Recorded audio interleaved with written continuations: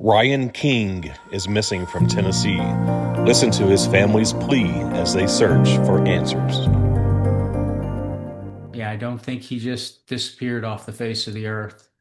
And somebody in the Paris, Tennessee area or Murray, Kentucky area, somebody had to have seen or heard something. And if you're afraid to come forward, there's no need to be afraid to come forward.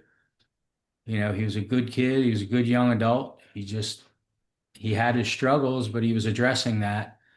And unfortunately, got involved with a couple bad people, and we fear something bad happened. Like I said, he's June 3rd will be the 1 year anniversary he was last seen or heard from.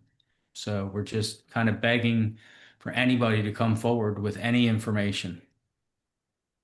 When Ryan was younger, he was just a good kid. He was involved a lot with a number of youth sports, from football to street hockey to baseball and then lacrosse. And, once he was probably around 5 years old, he didn't want to ski. He wanted to snowboard. So he became a pretty good snowboarder, and he learned how to golf. He was self-taught pretty much in anything. Um, he did really well in youth sports. When he got to high school, he really excelled at lacrosse. He kind of narrowed it down and just wanted to play lacrosse, and he did really well. He was first team all conference as a junior and senior in lacrosse, and he currently holds the all-time scoring record at Egg Harbor Township High School for goals and assists. He tried out for the Ocean City Beach Patrol, and he worked 2 summers there. And then he decided to take a job at a restaurant in the area, which is probably one of the best in the area. And he worked his way up from a busboy all the way to a server um, before he left. He spent, I think, 8 years there. That was his full-time job. So he was there year round. In the winter, they're not as busy. So the owner of the restaurant actually encouraged him, if he wanted, to travel in the winter. And in the winter of 2019, he moved to Aspen, Colorado, and worked at one of the mountains there for that winter. Um, Unfortunately, the year after he graduated from high school, he was diagnosed with an autoimmune disease called Addison's disease, which luckily was treatable. That's where the body doesn't produce cortisol, so it has to be replaced by like a daily medication. So he struggled a little bit with that, staying on his daily meds, but if he missed a couple doses, he would feel Definitely lousy. feel it. And if he went a few days, he could end up in the hospital in the emergency room. And that started to happen as he got into his 20s. Um, I think COVID really hurt him.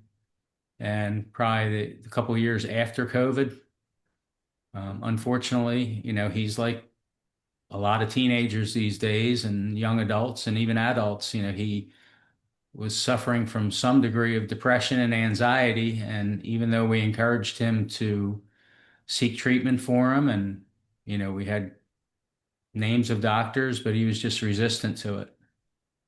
You know, whatever has happened, if anybody knows what has happened, to please reach out. If he's any place where he can hear this, to know that we love him unconditionally. He has a lot of family that's here and wants him back, wants to help him.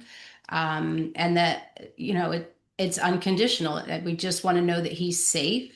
And if that's not the case, then we just want to know the answers as to where he's at so that we can bring him home and give him the dignity of bringing him home and a proper burial, to know where he is.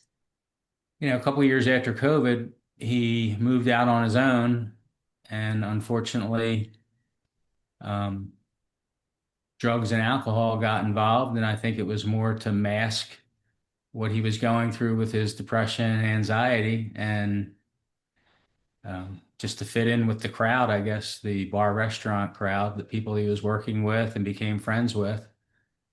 And I think it just got to be it got out of hand. He was using Addison's as the excuse, even though that wasn't really what was the reason. When we found out that he was having a struggle with alcohol and some drug use, we got him right into treatment and he went down and he met somebody there. And that person really came across as being much more sweet and kind and caring. And he started dating them. And when he got out of treatment, things kind of were rocky, but he stuck with it. And when he went to where she lives in Kentucky, um, he just didn't realize what he was walking into, I think, and was just out of his element. And I don't know. That's my opinion. That's what I feel. I feel like he just didn't know what he was getting into. Um, Somebody knows where he's at. Somebody has to know where he's at. He didn't just disappear. He didn't just walk off the face of the earth. And we're just asking if those people or that person comes forward and lets us know so that we can bring him home in one way or another, so that he can have the dignity that he deserves. He was a very quiet, sweet, kind boy. He didn't have a lot to say, but what he said was usually monumental. Everybody waited for what he was going to come back with, and that was usually like the comment that sealed everything or that got everybody in the conversation. He was very loyal. He loved his family. He loved children, pets. He just was a sweet, kind, all around kid. Like he didn't have problems or qualms with anybody. Nobody ever, like, he didn't get in a fight with people. He wasn't an arguer. Like he just really got along with everybody. He was just a really sweet, kind kid. I Tennessee, right? reported it to the Kentucky State Oh, Police 2 days after Father's Day of 2025 because I didn't hear from him, text or call. And I mean, when he went to Kentucky to have this relationship or give it a go with this girl, it was against our wishes. It was against his therapist, his sponsor, his friends. Everybody was begging him not to go down there. So, like I said, I think something at that point, something snapped. I don't think he wasn't himself. And then, it was just bad from the time he went down there. He went down there in mid-April, and now that the investigation has gone on for close to a year, he was supposedly last seen on June 3rd of 2025. But we didn't know that at the time because when he didn't call or text on Father's Day, I let his mother know and she started calling his phone, and the girlfriend picked up his phone and told us that they had an argument 2 weeks ago and that she left for a short period of time to cool off. And when she came back, Ryan was gone. I am Austin King. I'm Ryan's older brother. It's all kind of been a whirlwind, so it's all kind of been, a surprise of things, but he's still the same person that he was when everybody had seen him last. That hasn't really changed.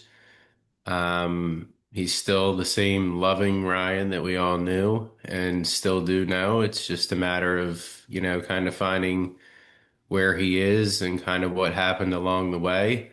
And that's really all we're searching for, I think, is just kind of answers to the questions that we may have. Even if we don't get all of them, we just are kind of looking for a little bit more closure than what we have. We definitely think that those answers are out there, and that's really all we're kind of asking for is if anybody has any information to please relay it along. The support and the love that's been shown has already been overwhelming, and we're just asking for that to continue. And hopefully from that, those answers will come. So we really just can't thank anybody enough, and we really just hope that continues in the future. We used to surf and snowboard all the time.